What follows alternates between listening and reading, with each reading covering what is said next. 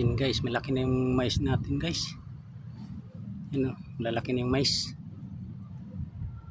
Yun, lalaki na rin.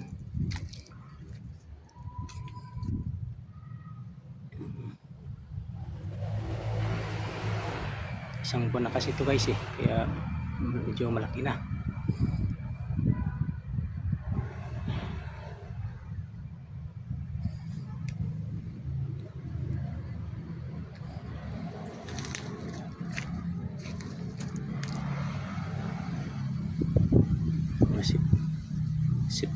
September guys, ano na to?